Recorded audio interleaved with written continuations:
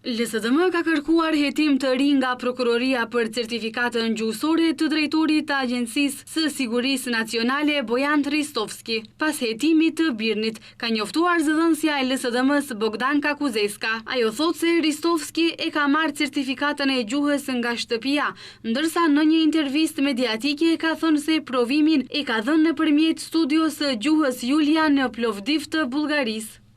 Očigleno i priloženje od certifikata. A ga njeu Hristovski për të mbuluar skandalin. Për më tepër, Hristovski i dha të 3 pjesët e provimit, lexim, dëgjim dhe shkrim, në të njëjtën datë, më 22 mars 2022, dhe ai e dha pjesën e të folurit 5 ditë më parë. Kjo është kundër rregullave të ETS, ku tesi zgjat rreth 2 orë për të 4 pjesët, ndërkaq pushimet janë të ndaluara.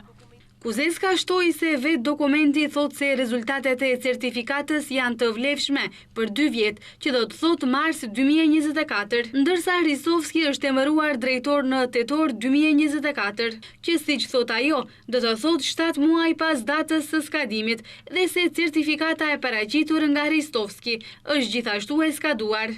Ovoj skandal počituvani. Një fakt kyç është se kodi i qendras së testimit i listuar në certifikatën e Hristovskit nuk është nga Plovdivi, siç pretendon ai, por nga Sofia, dhe nuk ka lidhje me studion Julia, të cilës i referohet drejtori i AN-s. Përveç kësaj, dokumenti që tregon rezultatin e tij është një version që kandidati mund ta printojë vetë, pa asnjë garanci për autenticitetin nga ETS.